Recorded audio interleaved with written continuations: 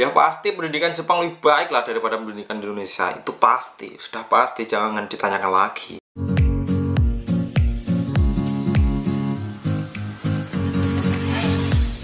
Selamat pagi, semoga teman-teman sehat semua.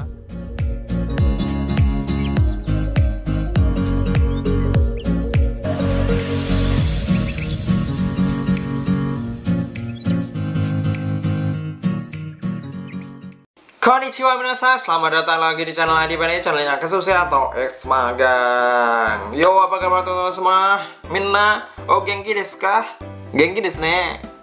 Oke, di video kali ini aku mau ngebahas soal perbedaan pendidikan Jepang dan pendidikan Indonesia. Kira-kira bagusan mana?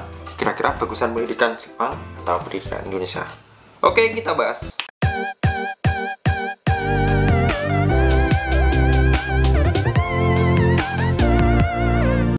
Oke, langsung aja kita bahas perbedaan pendidikan Jepang dan pendidikan Indonesia. Nah, kebetulan aku mendapatkan postingan ini dari Instagram Kui Info. Cari aja Instagramnya. Nah, dia ngebahas perbedaan seperti kayak pendidikan dan lain-lain ya. Nah, di sini aku kebetulan membaca postingannya seperti ini. Perbedaan pendidikan Jepang dan pendidikan Indonesia. Pendidikan di Jepang menerima sistem zonasi, tidak ada istilah sekolah favorit. Pendidikan Indonesia terbiasa dengan sistem sekolah favorit dan baru menerapkan sistem zonasi. Nah, jadi di Jepang itu tidak menerapkan sistem kayak sekolah favorit ya seperti Indonesia. Kalau di Indonesia kan cenderung orang tua kalau menerapkan sistem sekolah favorit seperti Indonesia, cenderung orang tua itu lebih kayak nyuruh anaknya itu sekolah di sekolah favorit. Jadi sekolah favorit itu pasti rame. Ya, kasihan yang sekolah yang gak favorit ya. Jadi sudah menerapkan sistem kasta di setiap sekolah di Indonesia seperti itu ya. Jadi bisa bedakan ya mana yang bagus dari kira-kira bagusan Jepang atau bagusan Indonesia ya. Oke, kita ke slide berikutnya. Kita bahas lagi pendidikan di Jepang. Bangunan sekolahnya besar dan harus memiliki kolam renang. Jadi menurut pengalamanku sendiri juga ya, pas di Jepang dulu itu kalau ngelihat sekolah-sekolah di Jepang itu, wah sekolahnya gede-gede, lapangannya banyak, terus ada kolam renangnya gitu ya. Jadi ekstranya juga banyak di sana ya. Dan kalau di Jepang itu kayak jam sekolahnya itu mulai dari sekitar jam 8-an, terus pulangnya sampai sore kalau di Jepang ya. Di Indonesia mungkin sekarang sudah mulai menerapkan seperti itu ya. Di Indonesia mungkin sudah banyak menerapkan seperti itu. Ya, sekarang pendidikan Indonesia bangunan sekolahnya tidak perlu besar tapi mainannya yang lengkap. Ya, seperti itulah sekolah Indonesia. Oke, masuk ke slide berikutnya. Pendidikan di Jepang tidak ada ujian sampai kelas 4 karena 3 tahun pertama anak diajarkan tentang sopan santun atau attitude. Nah, ini yang perlu kita para sensei-sensei Indonesia atau para guru-guru Indonesia atau menteri pendidikan Indonesia itu harusnya mengajarkan ke anak didiknya atau usia dini itu sopan santun. Itu yang paling penting, sopan santun atau attitude-nya, karena sopan santun itu bisa membentuk karakter seseorang. Kalau sopan pasti perilakunya tidak seperti anak sekarang ya. Kita baca pendidikan Indonesia, sejak kelas 1 anak sudah sering mendapatkan ujian. Nah, seperti itulah perbedaannya. Kalau di Indonesia itu menjunjung mengagungkan orang yang mendapatkan nilai atau siswa yang mendapatkan nilai tinggi, selalu menerapkan sistem ujian-ujian, dan kalaupun dia ranking 1 di terbaik di sekolahan dan belum tentu attitude-nya atau sopan santunnya itu bagus. Nah, seperti itu yang membedakan pendidikan Indonesia dan Jepang. Nah, ini sebenarnya perlu kita contoh, terutama Kementerian Pendidikan Kemendikbud ya.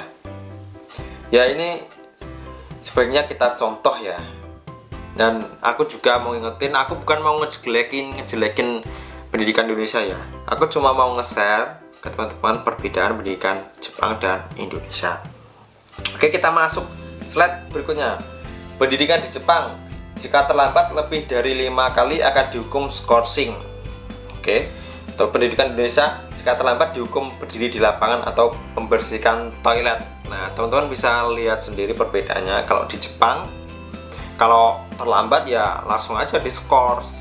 Kalau di Indonesia, dia memberikan hukuman fisik. Ya, bisa ditelaah sendiri ke teman-teman perbedaannya. Terus kita masuk ke slide berikutnya. Nah, ini nih.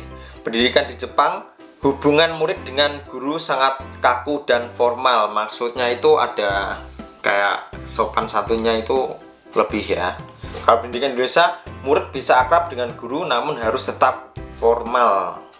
Nah, ini yang sebetulnya bagusan yang di Jepang ya menurutku ya.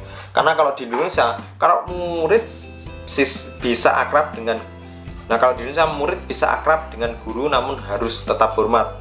Ya, kalau akrab ya nanti bisa pacaran. karena dulu pas aku SMA kebetulan ada guru baru laki-laki ya, guru baru masih muda dan pacaran sama siswanya sendiri. Kalau terlalu akrab ya seperti itu nanti malah. Ya, ini kita bisa ikutin ya pendidikan Jepang ya, harus ada kayak rasa hormatnya gitu ya. Ya betul, Indonesia ada hormatnya tapi terlalu akrab ya nggak boleh. Oke, masuk slide berikutnya. Pendidikan di Jepang, sekolah umumnya baru dimulai pukul 8.30, berarti setengah 9. Pendidikan Indonesia jam 6.30. Pendidikan Indonesia jam 6.30, bel sekolah sudah berbunyi sekitar jam 7 ya.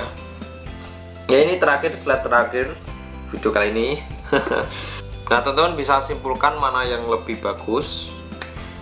Kalian bisa nilai sendiri pendidikan di Jepang atau pendidikan di Indonesia. Ini maksudnya video kali ini aku bukan ngejelekin pendidikan Indonesia dan mengagung-agungkan pendidikan Jepang, tapi di video kali ini aku cuma mau nge-share ke teman-teman, bagi-bagi informasi seputar pendidikan yang ada di Jepang. Karena menurut pengalaman aku pas di Jepang dulu ya tidak jauh beda sama yang di posting Kui Info ini ya. Sebenarnya sudah valid ya infonya ya, seperti itu. Ya, videonya cukup sampai di sini aja. Ya, itu kita bahas hari ini ya pendidikan ini. Itu kebetulan tadi aku iseng-iseng buka Instagram, terus ada postingan salah satu temanku ex magang juga, dia nge-share di storynya seputar postingan dari Kui Info ini, dan aku langsung buatin konten. Karena aku konten kreator ya, kalau ada sedikit ide ya kita tuangin di video gitu ya. Oke, malah ngomong panjang lebar. Mite kurete ada semesta. Jamatane, see you the next video.